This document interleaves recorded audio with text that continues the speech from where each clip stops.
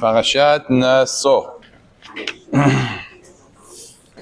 We start with the occurrence of this week's Parashat. Parashat Nasso, most years, ends up falling out the week after Shavuot, as is the case this year. Parashat Nasso, really Shavuot was on the week of Parashat Nasso, but right after Shavuot we have Parashat Nasso. And obviously that's not for no reason. Some of the Ashkenazim, they like to call this Shabbat, the Shabbat Sheva Brachot. And us Sfaradim, we call it, right? What do we call it? Shabbat Hatan. Why? Because we got married to HaKadosh Baruch Hu. Is a Shabbat Hatan. They went one time to Rav Steinman after Shavuot, and they said to him, Mazal Tov. Probably more of the Ashkenazi accent. Mazel Tov. And he understood what they were saying. So he said, Mazal Tov is very nice, but we just have to be very careful that the Hatan doesn't run away from the Kala. The Torah is the Kala. The Torah is the bride. We are the Hatan. We're the groom. We have to make sure that after Shavuot we don't run away from the Kala. We have to stay together with the Kala. That's obviously very fundamental to Parashat Nasso. The connection that has to Parashat Nasso is because everybody that has their bar mitzvah on Parashat Nasso knows that it's the longest parasha of the Torah. And it's interesting that the longest parasha falls out specifically right after Shavuot. So that's the pshat. The explanation is, now that we received the Torah, and we are the Hatan, and there is a Kala, in Shamayim they're looking to see, is the Hatan sticking with the Kala? Is he able to handle the Kala? And now he has the longest parasha. Let's test him out. Is he impatient? Oh, it's Kriyat Torah. They're up to Revi'i. Wow, there's still so many more Psukim to go. Let me take a break a few minutes. Or he's staying in there and he's, the Yiddish word, chalishing. He's so interested. He's so excited. He's waiting for the next pasuk. He's looking inside. How is he going to treat? And we have to be very careful, because if we went through a Shavuot and we don't take the lesson of being kovei itim and spending time together with the Torah, then what was the point of having such an incredible holiday that we don't maximize? As I said last night to some of our Bnei Torah, I said that every time there's a wedding, the Kala stands out. Kala, always you can recognize immediately who's the Kala. She's wearing a white dress, different than everybody else. That's clear. But the Hatan is not so easily discernible. You can't always tell who the Hatan is. Everybody's wearing suits. Everybody's wearing ties. Everybody looks good. So who is the Hatan? The white tuxedo. The white tuxedo. Which kind of weddings do you go to over there with the white tuxedos? Usually the Hatan, unless he's Mekubal, he's a Kabbalist. The one with the white tie. That's only because there's no other way to identify him. They started wearing white ties. That's the terutz that they came up with. The pshat is, I heard beautifully, the Hatan is the one that walks home together with the Kala. Everybody else, they go home without the Kala. He walks home with the Kala. That's how you know he's the Hatan. If a person finishes off Shavuot and he walks home with the Kala, then he's a Hatan. And if not, then he lost out on the wedding. Somebody else's wedding. He was there dancing, but it was someone else's wedding. So we have to be careful to make sure that we're looking into ourselves. Really, the idea that I'm saying is zehirut. It's mesirat yesharim. A person has to look and introspect. Am I learning enough? Am I able to do more? Do I have other slots that I'm really wasting my time? I could be taking and maximizing myself. Is there another 10 minutes in my day that I could learn Mishnayot? Is there another few minutes that I could spare, put aside for Musar? And if we do have that time and we don't use it, then we're doing ourselves an injustice. Everybody should take the Shavuot and to implement something new in their learning schedule in honor of the giving of the Torah, there's a tremendous shefa. It's really something special because it's not just that this week is the longest parasha. If you look at the Midrashim and the Zohar, interestingly, the Zohar is incredibly long in this week's parasha. Rabbi Shimon Bar Yochai went on the Adra rabbis, all in this week's parasha. As again, what's the pshat? The Midrashim are long, the Zohar is extremely long. And by the way, don't say, oh, because the parasha is long, the Midrashim are long. There are some parashiot that are long, the Midrashim are short. And actually, this long parasha, most of it is repetition. I mean, the whole second half of the parasha is repeating the Nisi'im, Kaf Achat, Asara Zahav, Mele'ah Ketoret, Kaf Achat, Asara Zahav, repetition, repetition, repetition. So how are the Midrashim so long? There are other parashiot in terms of content that are much longer that have shorter. So the pshat is, because we received the Torah in Shavuot, if you think about it, what's a midrash? Darash means to analyze. Dorish, he's investigating. And the Zohar, where does the word Zohar come from? Le'azhir means to shine, to radiate, a light. So the Torah is given to us on this week. There is a shefa, there is an amount of bracha. Kadosh Baruch Hu simply bestows upon every single Jew in Am Yisrael after Shavuot, has the capacity to excel beyond what he was able to excel before Shavuot. There's a koach that we have during this week, and we could continue it on and on and on. But this week in particular, even Rabbi Shimon Bar Yochai was incredible. He had more koach this week. That's why the Midrashim are longer. That's why the Zohar is longer. Everything is longer because right after Shavuot, you have a special power. So this is a unique opportunity for people to really take advantage of and to harness and to make it something else, something special. How many Pisukim are in this week's parasha? This is a trivia question of the day. You could say, Mr. Bamshad, 176 Pisukim. It's very interesting that we have two other things that are 176 and are also the longest. What is that? What? Baba Batra in the Gemara. You went to the third one already. You skipped one. Not Shir HaShirim.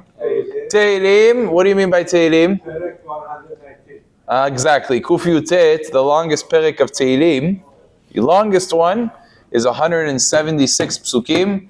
The longest masechet in dapim, in terms of dapim, Baba Batra, 176 dapim. You say, what's the pshat in this? One of the Sfarim, I saw it's called Mekor HaBeracha. It's one of the Acharonim. He says, Mi yigale sod zeh. Whoever reveals this secret, he deserves tremendous bracha. What is this number, 176, that you have once in the Torah? Parashat Nasso, longest parasha, 176. Longest in all of Tanakh, really. The longest perek in all of Tanakh, not just in Tehillim. The entire Tanakh, Torah, Nevi'im, Ketuvim, longest perek, 176. Pesukim, and the longest Gemara, 176. What's the pshat? So I saw something nice. What a chidush, what a chidush. I saw this in the Sefer Otzar Pelaot Torah. He says something incredible. I have to read it inside. It says, if you take, and we need the mathematicians, our good mathematicians over here, 176 times 3, because we have it 3 times, right? So if you take 176 plus 176, what do we have? Igor, you're our math man. You're a wizard over there. 352. And plus 176? 528. 528. So 3 times 176 is 528.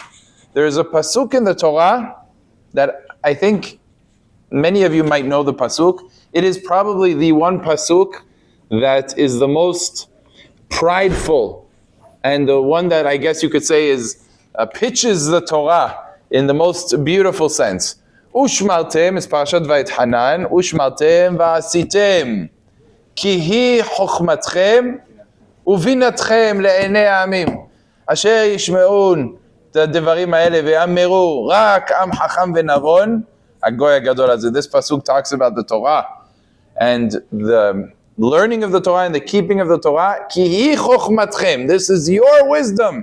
ובינתכם, and your knowledge and wisdom, לעיני העמים, in the presence of the nations, that the nations will extol you. What an incredible nation this is. What a wise nation this is. That pasuk stands out.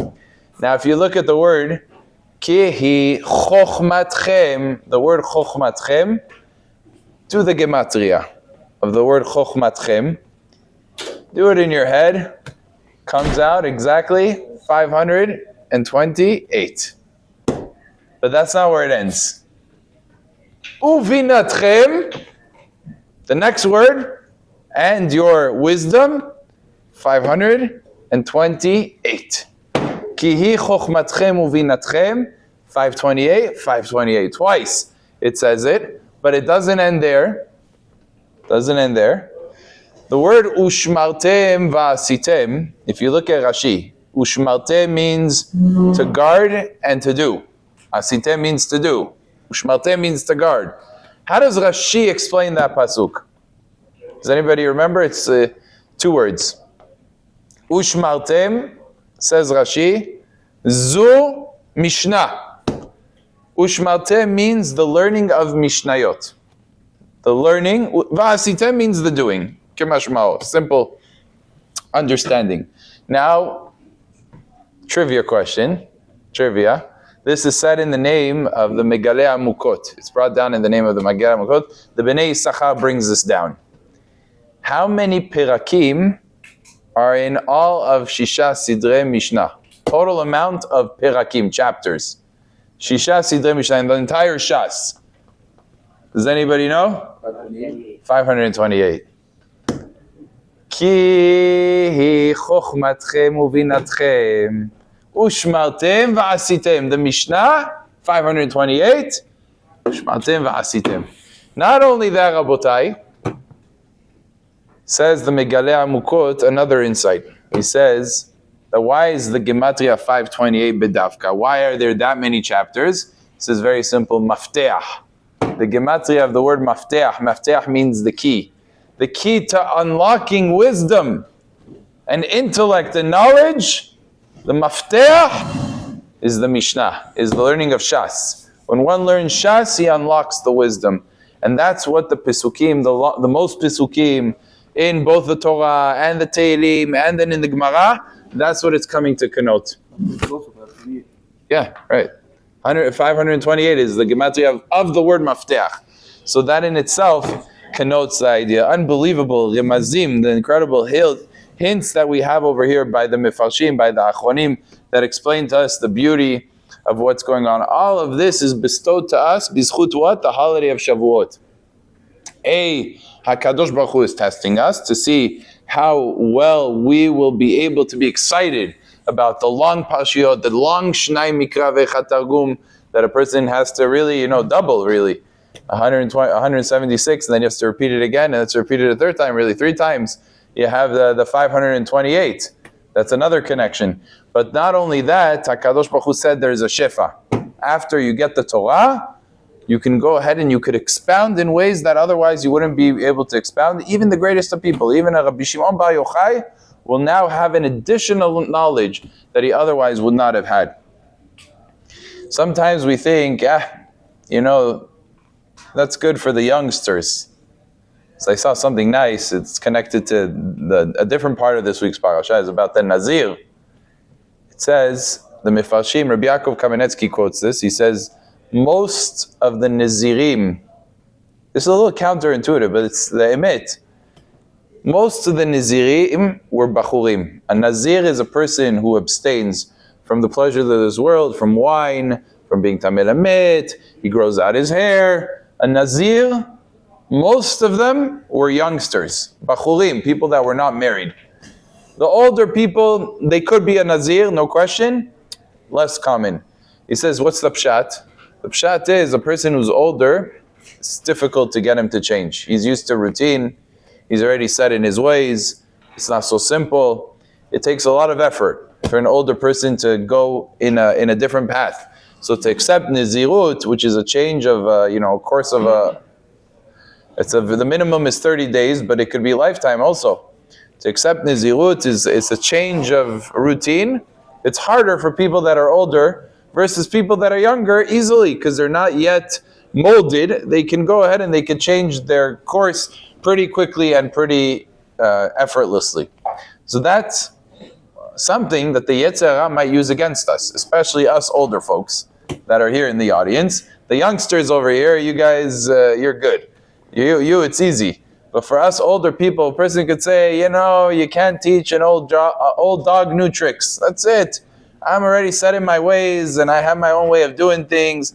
And I haven't been learning all of these years, and I've been gotten used to all of this stuff in my life. I don't know how I could change. Don't you see Rabbi Yaakov Kamenetsky, what he said about a Nazir? It's difficult. So a person should know the doorways of tshuva, the doorways of change are always there in front of him. There's also in this week's parasha, one of the things, in Perek He, there's a very unique pasuk. It's overlooked. This pasuk is overlooked because it's a little bit more technical in its halacha. But the pasuk here says, Ki ya'asu mikol hatot ha'adam rim'on ma'al ba'Hashem ve'ashema ha'nefesh ha'yivit tvadu et hatatam. There's an expression, a person commits an asham, he commits a crime, he has to repent, v'tvadu, which is basically doing teshuvah, vidui, right? The word vitvadu means vidui, like we do. Ashamnu, bagadnu, gazanu, vidui. He should repent when he does a sin. But what kind of a sin? This is a very specific sin. Ve'shivet ashamo berosho v'hamishito yosef alav. So he should return what he stole and add a fifth, meaning he has to pay the value of what he stole. If he doesn't have the item, if he has the item, he has to return the item. If he doesn't, he has to pay it, and also add a fifth to that amount. Now this expression, vitvadu et hatatam, look at the Torah, you won't find it. In such a context, you won't find it. Say, what's the pshat here? So Rashi explains that the case that it's talking about, based on the next pasuk, V'im en laish goel, the Gemara asks, who is the person that doesn't have any relatives? How is there such a thing? Every person in Am Yisrael, he has a cousin, he has a great-grandfather, third cousin, fifth cousin. Everybody has a relative. There's only one person, exactly. Baruch Hai is saying good. A ger, a convert, potentially can have no relatives. He might have relatives because he could have children after he converts, and then he could have relatives. But potentially he could have no relatives because let's say he converted.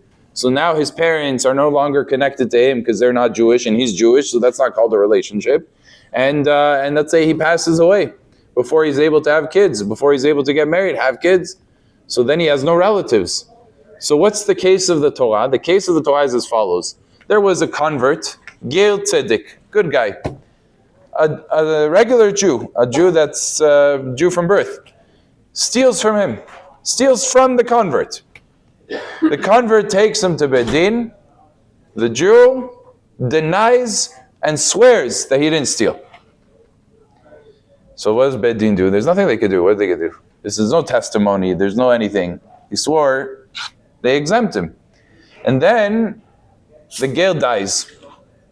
Convert dies. Not as a result of this, some other reason, he dies.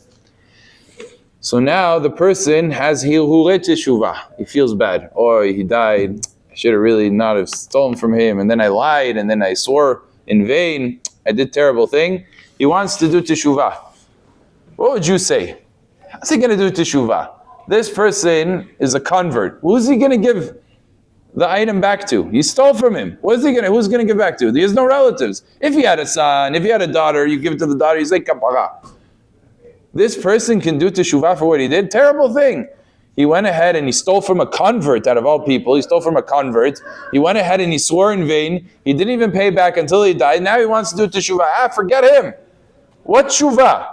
Says the Torah, v'idvadu al avonam. No. Even in this case, there's teshuvah. Even in a case which sounds so removed, and he's not even able to correct properly. Okay, there's a way to correct even this. How? You should give it to the Kohanim. If you give it to the Kohanim, it's like giving it to public. So it's like giving it to Hatzalah. you're giving it to an organization that does for everybody, that helps everybody out, that's the equivalent. So the Torah has a path forward even for the worst things and the most difficult of situations. So a person should never say to himself, yeah, I'm locked in my ways, I have this, what I do, I'll come in, I'll check out, I don't have to do more than that. No! Now is the opportunity to be able to tap into extreme powers that are embedded inside of us. Then when a person sits himself down and says, I could do this, you know what? Why do I waste my time in the morning? I go to Bet HaKnesset, then I go home and I spend an hour doing nothing. Let me sit down for a half hour. Let me sit down with a chavuta. Let me start. Let me do something. The person can change his mentality, and it could go very far. It could go and mamash accomplish great things as a result of that. There are those that say differently. An explanation why we have so many Pesukim in this week's parasha, because in the heart of this week's parasha, there's something called Birkat Kohanim. Birkat Kohanim is an amazing thing. One of the things the Kohanim say is, Asher Kiddishanu bekiddishado shel Aaron v'tzivanu levarech et amo Yisrael be'ahava. That HaKadosh Baruch Hu gave us a command. A Kohen says when he goes up, before he starts, Yevarecha Hashem v'yishmecha, he goes up there, what does he say? That I am commanded based on my sanctification due to Aaron HaKohen to bless Am Yisrael, and then there's this word, be'ahava, with love. But as the Torah doesn't say with love. The Torah says to bless Am Yisrael. What does it say with love?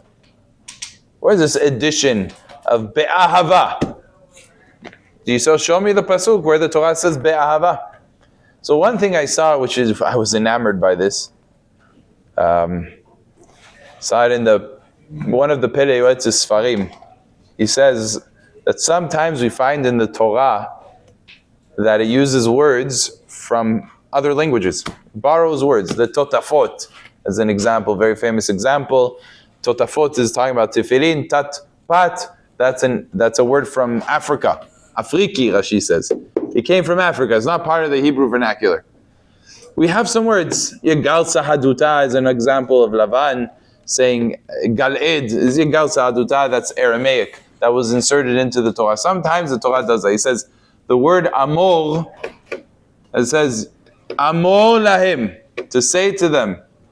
That's how the Birkat Kohanim starts. Right before you say the Birkat Kohanim, Amor lahim. What's the word Amor? He says in Latin the word Amor means love. He says that's a pshat. The pshat is be'ahava. Where is the be'ahava? Amor. Be'emet, those words are extra. So as I was thinking, I just said the word enamored. It could be that it comes from the same shorish. Enamored is like amor. Yachorios, it's possible that it came from the Latin word as well. And that changed into English, modern day English. But that's one explanation. That's not the only explanation. It's an explanation I saw in the Perei Yoetz. It's a Gavra Rabba, Rabbi Eliezer Papo, is not a simple person, and if he said that, then Vadai has merit to it.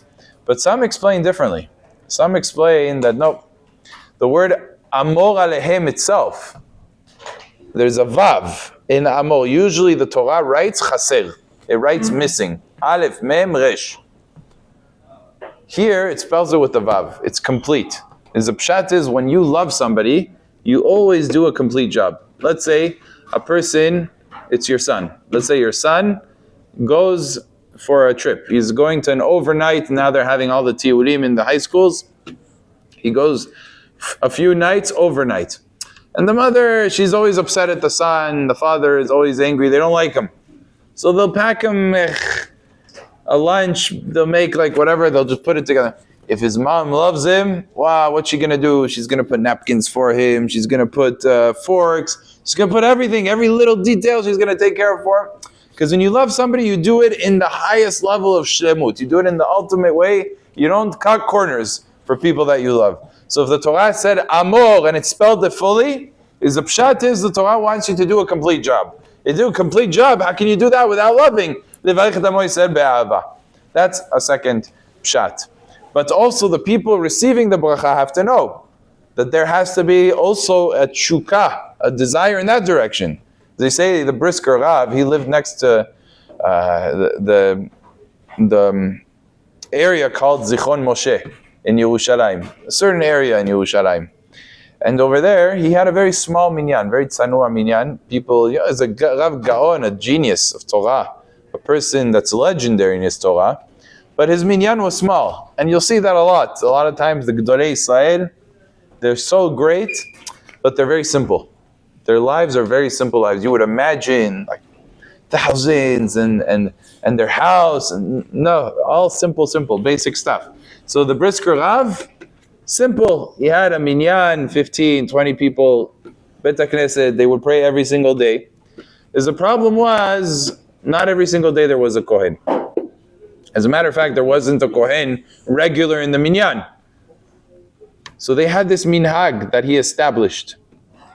Minhag was, right before we start Chazara, the repetition of the Shmona Esrei, they would stop and the Gabbai would go looking for a Kohen.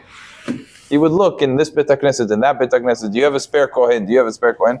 And sometimes it would take 15, 20, even 30 minutes until they found the Kohen and they would wait. They wouldn't start the repetition without a Kohen. Every single day, they did Birkat Kohanim. Every day. Because they wouldn't start otherwise. So one time, one of the mitpalelim, in a very respectful fashion, as was worthy of Rav, he said, Kvod Rav, I don't mean any chas v'shalom offense. I just want to learn. I want to know. Lilmod Torah ani tzarich. For the sake of learning, I'm asking. Chas v'shalom, I don't want to be pogea and harm the honor of the Kvod Rav. I'm not questioning the Rav in the least bit. But I want to know, why are we waiting? In Shulchan Aruch, there is no such halacha that one has to wait until there are Kohanim. The Shulchan Aruch says, if there's a Kohen, you do Birkat Kohanim. And if not, you say Yiratzon. So what is this whole waiting thing? And we know how much Hachamim, on the other hand, were concerned for Tircha de Tzibura. A person should not even cover the Sefer Torah and close it. Why? What are you doing both? If you covered it, why are you closing? If you're closing, why are you covering? You're doing, but I want to do both. No, it takes time. Tircha de Tzibura, everybody's time is important, it's precious. What are you doing both? So meticulous for Tircha de Tzibura that the Chachamim cared about milliseconds, about what a person does and what a person doesn't do. So this is not a question of milliseconds, it's a question of minutes, sometimes 5 minutes, sometimes 20 minutes, sometimes 30 minutes. Kavod Rav, we don't understand. So I've explained to them very simple. I want you to think about this, he said. If a person needed a Yeshua, he needed a salvation, whether it was difficulties with finances, or he had family difficulties, issues with that, or chas v'shalom, health issues, he needs a Yeshua. What would he not do for that Yeshua? If they told him, oh, Reb Chaim Kanievsky, he gives a bracha, you just need to go to him, he'll pick up all his bags, he'll take a day off of work, travel all the way from Yerushalayim to Bnei Brak, spend time there, wait in the line just to get a bracha from Reb Chaim. Or if he hears about a certain mikubal that came to his city and his mikubal gets all these brachot happen, he'll stop everything that he's doing and rush to the mikubal. Who wouldn't want a bracha from the tzaddik? What wouldn't we do? We would go pray. A lot of times people, they don't have shiduchim, they have difficulties with getting married, so they go to Miron, and they go to where the place called Amuka. Amuka, they pray by the kever of Yonatan ben Uziel, and they see Yeshuot, amazing salvations that result. It's the same area of Rabbi Shimon Bar Yochai and all the other Kivrei Tzadikim, as well as Rabbi Yosef Karo and the great Chachmei Tzfat. So you get a lot of other perks along the way too, but they go to pray. Why? So that they can have a shidduch. Someone was just telling me an incredible story that they went to pray at Kibbutz Tzadikim because they had difficulty having a son. And they prayed, him, his wife, prayed bidmaot shalish, with tears, that they should have a son. And mamash, they were praying in the kever of Rabbi Shimon Bar Yochai. They made a neder. Neder, if they call their son, if they have a son, call Shimon. Not only did they have a son born to them that same year, the Brit Milah was on Lag BaOmer, which is the day that Rabbi Shimon Bar Yochai was born, according to the Bnei Yisachar. Born on Lag BaOmer. Just to show you, these are real things. These are not jokes. Bemet, how far would a person go to get a bracha from Rabbi Shimon Bar Yochai? Says the brisker Rav, he turns to him, he says, and what if a bracha that HaKadosh Baruch Hu says, Va'ani avarechem, that I will bless my nation, that it's guaranteed in the Torah that there will be bracha, and we don't have to go far. We just have to go local to find the Kohen. The Kohen says the words, but who does the bracha? Va'ani, says HaKadosh Baruch Hu. I bless Am Yisrael. And that's the incredible thing. So he says, would it not be worth it to wait 20 minutes for that? And Bemet, he would wait. What's interesting, Minhag of Ashkenaz, outside of Israel, is to not do Birkat Kohanim. And this is why a lot of times it's recommended for Sfaradim to pray with the Sfaradim minyan. Bemet, you should know, even the Ashkenazim were not for the Minhag. The Chatchila, they were not for the Minhag. The Ramah brings it down, the Maharil does bring down that Lo Na'agu, but they have to explain what's the Pshat not being Noeg. I'll give you some explanations why they do it. But, for example, the Gaon Mivina, he was not pro this Minhag. He said, no, even Ashkenazim should do Birkat Kohanim, and he in his own Bet Midrash sought to establish Birkat Kohanim. The truth of the matter was, the Aruch HaShulchan brings down, and it's a very interesting thing, it's brought down in other Sfarim as well, that for some reason HaKadosh Baruch Hu prevented Chachmei Ashkenaz from overturning the Minhag and saying Birkat Kohanim. So when the Gaon Mivina wanted to establish Birkat Kohanim in his Bet Midrash, there was a big feud in the community, and the government took him and arrested him. It's almost like a pele, like the Gaon Mivina should be arrested for what? He sits and learns all day. Why should he be arrested? He was arrested mamash when he wanted to establish it. And then it says, the Aruch HaShulchan brings down, it was almost as if you can read it, and it's in his Sefer Halachot, Siman Kuf Chaf Chet. He brings this down, Aruch HaShulchan of Efshin. He says, unbelievable that they wanted to establish Birkat Kohanim, Chachmei. The Nitziv wanted to establish Birkat Kohanim, the Gaon Mivina wanted to establish, and every single time they tried to establish, to do Birkat Kohanim in Ashkenaz, it was like a bat kol came down from Shamayim and said not to. As if a bat kol came down. They were prevented and stopped every step along the way.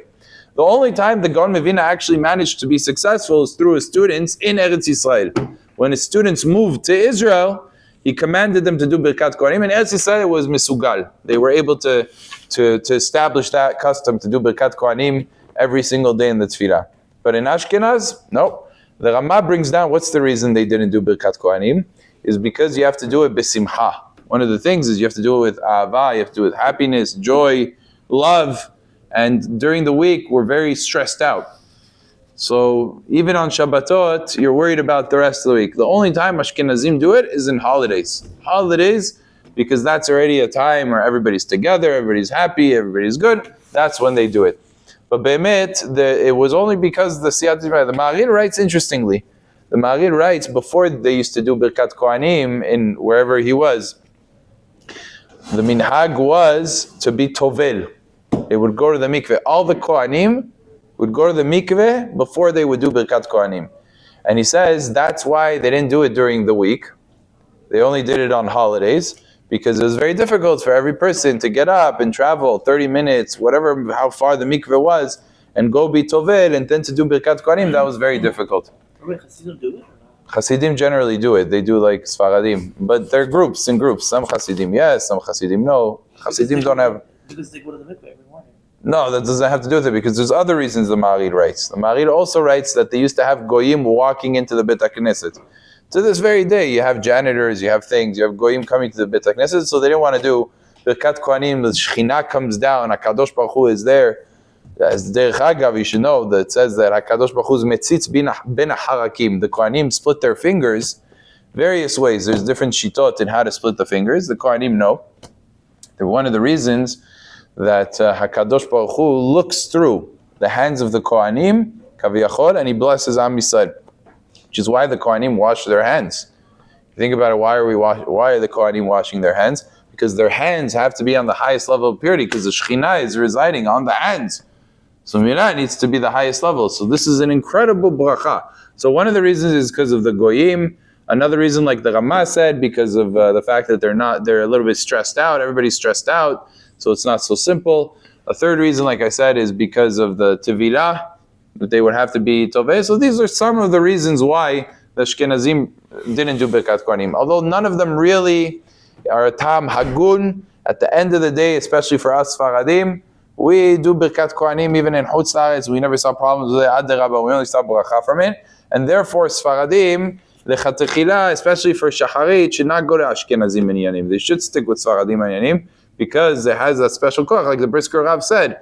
Person should pursue Birkat Kohanim. There's a mitzvah to do that. Ishata dachak, sometimes people scheduling wise, it's difficult for them to be in a Sfaradim minyan because their schedule doesn't work out. This minyan is netz, and they need a netz minyan, and the other minyan is too late for them. Okay, they have on what to rely for sure. Halacha doesn't oser it, doesn't prohibit it. But nevertheless, if you have two options in front of you, Sfaradim should definitely pray in a Sfaradim minyan. Sometimes there were even Ashkenazim that would pray with a Sfaradim minyan for that reason. It says that Rabbi Natan Adler did never allowed in his Bet HaKnesset not one day to not do Birkat Kohanim. Every day they would do Birkat Kohanim, even though he was Ashkenazi, he was the Rebbe of the Hatam Sofer. Rabbi Natan Adler, every single day they would do Birkat Kohanim in his Bet HaKnesset, and he would refuse to buckle to that. That's what they would do, like the Sfaradim. So it shows you that even the Ashkenazim, it's not that it's asur, it's just that the minhag developed the way it did, and you don't stray from your minhag, that's true. You don't stray from your minhag, but it's a better minhag. And that's why the Ashkenazim that moved to Israel, Be'emet, they do Birkat Kohanim.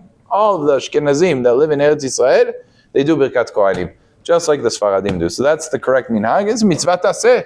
To lose out on a mitzvah taseh is not worth it.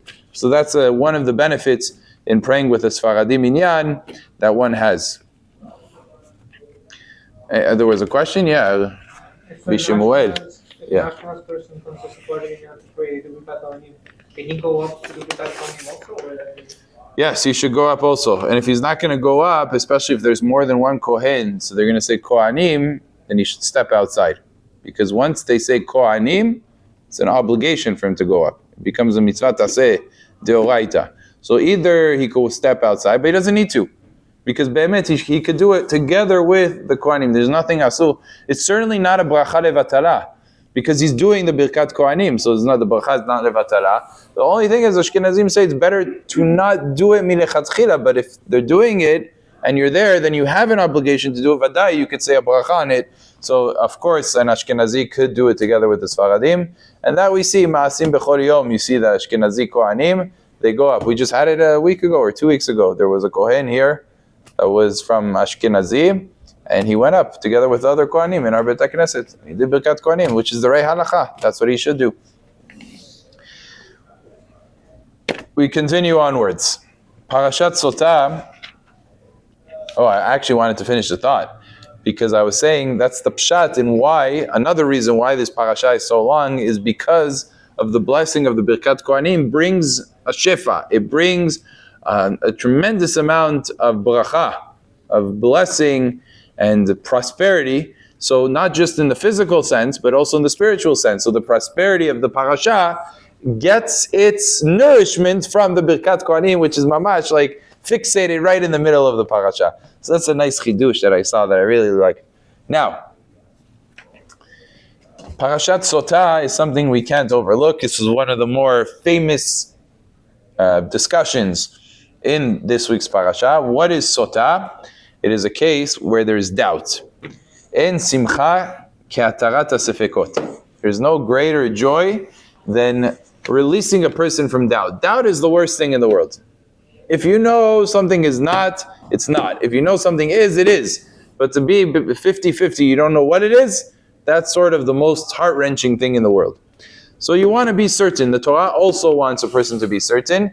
If he has suspicions, a husband has a suspicion against his wife, the Torah tries as best as is possible to flush it out, to see what is the circumstance, both for good or for not good.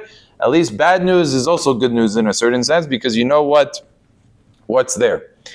So this is the whole idea of Parashat Sotah. The husband warns his wife. He says, don't be in seclusion with so-and-so. And she goes and is mitiyahid with that person. And there are witnesses to that seclusion. then the Parashat Sotah is triggered. Although there is a discussion in the Mishnah. The Mishnah does quote Rabbi Eliezer, and Rabbi Eliezer says, even if there aren't witnesses that are valid, like two witnesses that are adults, males, that are not related, you have a maid, she's the witness, not a Jewish person, a Goya, a woman is not kasher to testify. She has a few things wrong with the ability to testify. According to Rabbi Eliezer, if she testifies that they were in seclusion, that's good enough. We start the process of a sotah based on that. Rabbi Yoshua disagrees.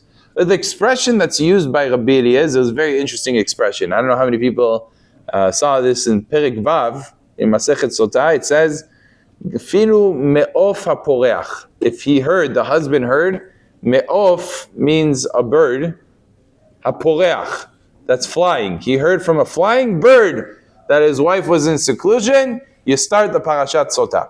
And Rabbi Yoshua argues Alakha ki Rabbi Yoshua. But what does this mean, me'of poreach? So simple understanding, like I said, somebody who was, it's a euphemistic, somebody that's not kasher to testify. Doesn't really mean literally. But the Tiferet Yisrael, he learns it literally. He says, of poreach means a parrot. What's a of poreach? The parrot heard a conversation where the person admitted or said that they were in seclusion, and then he repeats what he heard, and the husband heard that repetition. Afilu me'ov poreach, he can start the process of a sotah.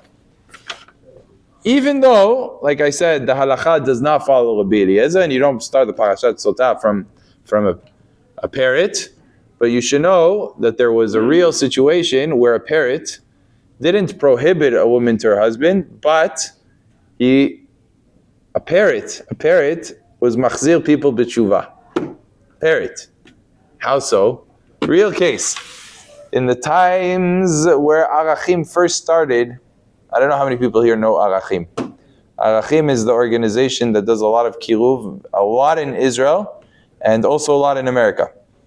For example, my family owes a lot of Akarat Tov to Arachim. My parents started off becoming very strong because of Arachim. Big part of how they became strong. And many, many other families as well are connected to them. They know Arachim. It's very, very famous. Arachim had a person, one of the main people in Arachim in the beginning years, was a man named Rav Valis. This Rav Valis, he was very religious, obviously. He didn't start off religious, interestingly. He has a whole story of how he became religious, but he became religious. And he was religious many, many years, had a parrot. The parrot, because it heard him so many times saying, Divrei Torah, Divrei Kedusha, the parrot itself was able to say, Good Shabbos. Good Shabbos, the parrot would say. And not only that, it said, Shema Yisrael Hashem Elokeinu Hashem Echad. It was able to say Shema Yisrael. That sentence and Good Shabbos. Those are the two sentences. Everybody would walk in, Good Shabbos, Good Shabbos. They would say to them. So one time, he had to go to the roof. In Israel, I don't know how many people know, but in Israel, they have the boiler system is on the roof. They use solar heat to heat up the water. So he went up to the roof to check something. It wasn't working well. He took the parrot with him on the shoulder, and the pipe that he was trying to fix burst. And hot water, very, very hot water, just like gushed out and went in the direction of the parrot. The parrot, got hit, started flapping away, and was nowhere to be seen. He didn't know where to find it because he was on the roof and then it flew away. He started to do a search because it was very expensive and he liked the parrot. It's also very expensive. And he told his family, let's look for it. They couldn't find the parrot. Where did it go? Nobody knows. A few weeks pass and he's in a seminar. He went to one of the seminars that he was helping organize. And there were people there, and he usually would go walk between the people, especially during the breaks, and schmooze them up and talk to them and see where they're holding and how they got to Arachim, to kind of navigate what are the things that work and what gets people interested, what they're coming in for. So he starts talking to a person. He says, what brought you here to Arachim? He says, you won't really believe it, but it's a pretty crazy story. I was walking one day, and I saw feathers, green feathers, right by the trash. And I looked closer and I saw that it was what I thought was a dead bird. But then I looked a little closer and I saw that the bird wasn't dead. It was alive. It was a parrot. So I took it and I brought it home. I felt bad for it. I went ahead, washed it up, cleaned it up, gave it food every single day. And me and my wife were taking care of it. We are far, far, far from religious. They weren't religious at all. And all of a sudden, the bird starts saying, "Good Shabbos! Good Shabbos! Shema Yisrael, Hashem Elokeinu Hashem Echad." And he hears the bird saying this, and he's embarrassed because even Shema Yisrael, he didn't know. The parrot knew better how to say Shema Yisrael than he knew. And he felt so embarrassed. He's like, how is it possible that the parrot knows more about Torah than I know? He says, it can't be. I have to go to the Beit HaKnesset. So he started going to Beit HaKnesset. He heard some drashot, some shiurim. He said, maybe we should start keeping Shabbat. He started talking to his wife. They started keeping light, like a little bit here, a little bit there. His wife turns to him one day and says, enough is enough. Either we're doing it or we're not doing it. What is this 50-50? Is it emet? If it's emet, we go all the way. If it's not, it's not. It's like, Tov, we got to find out more. So he came to this seminar to be here. The parrot brought them to the Arachim seminar where they were listening to the Rabbanim, and they ended up being Chozer B'Tshuva because of a good Shabbos from a parrot. The parrot parroted Ravalis, who was being machzir others with Tshuva. Unbelievable. That's Ofa Poreach, the ability of an animal to go ahead and to accomplish Mamash Yirat Shamayim. So we see, Baruch Hashem, much is able to accomplish. A person, coming back to the original point, when we have this week's parasha, a person should stop and think, we came back from Shavuot, we have Baruch Hashem Siyata Dishmaya, we have Hatzlacha, we now have the ability to really tap into the Torah. Let us take advantage of this and be Zocheh Be'ezrat Hashem to much bracha, like the Birkat Kohanim, where HaKadosh Baruch Hu says, Va'ani avarechem, Amen ve'amen. Rabbi Hanina ben Akashya omer,